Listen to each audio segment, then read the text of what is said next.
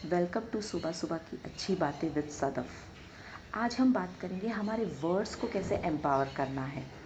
क्या होता है ना, हम लोग बहुत लूजली हमारे वर्ड्स को यूज़ करते हैं, हम कुछ भी कह देते हैं and we don't mean it.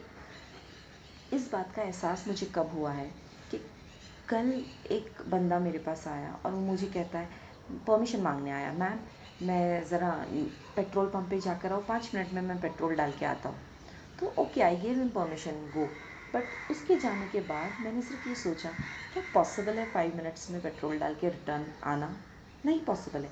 By the time you go towards the parking, तुम गाड़ी स्टार्ट करोगे, उसी में 5 मिनट चले जाएंगे।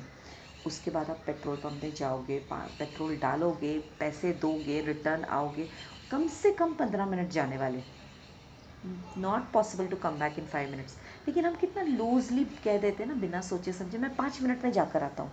तो इससे होता क्या है कि हम यूनिवर्स को क्या मैसेज दे रहे हैं कि my words have no value. मैं कहता एक हूँ और करता एक हूँ, कोई कोऑर्डिनेशन ही नहीं है मेरे एक्शन और वर्ड्स में।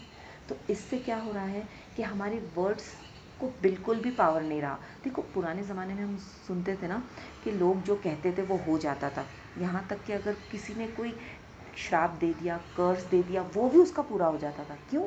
क्योंकि वो ज़बान के पक्के होते थे, वो जो कहते थे दे यूज़ टू मीन इट। लेकिन अभी हम क्या हो गए, हम इतनी आसानी से वर्ड्स का इस्तेमाल करते हैं जो हमको पता है हम करने वाले नहीं हैं। तो इसकी वजह से हम यही मैसेज यूनिवर्स को दे रहे हैं कि यूनिवर्स, मेरे वर्ड्स को वैल्यू नहीं है, तुम भी मत सुनो, मैं जो कह रहा हूँ छोड़ दो। अब इसका इम्पैक्ट क्या होता है कि जो हम प्रे करते हैं, जो हम दुआ मांगते हैं ऊपर वाले से कि मेरी ये ख्वाहिश पूरी करो, मुझे ये लाइफ में चाहिए, पर वो पूरी नहीं हो रही। क्यों?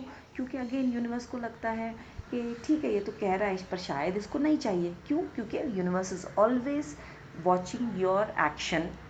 तो आपके वर्ड्स और एक्शन में कोऑर्डिनेशन नहीं है, ये उसको समझ में आ जाता है।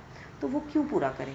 तो अगर आप चाहते हैं कि आपकी दुआएं कबूल हो, या आपके से सारे विशेस मैनिफेस्ट होना चालू हो, या जो आप कहते हो वो पूरा होने लगे, तो you have to pay attention to your words. इस तरह से आप रोज़ प्रैक्टिस करके आप अपने वर्ड्स को सच में एम्पावर कर सकते हो कि आप जो कहने लगोगे वो हो जाएगा। So please pay attention to each and every word you speak. At least आज का दिन हम कोशिश कर सकते हैं कि हम जो भी कह रहे हैं हम उस पर ध्यान दें। Thank you.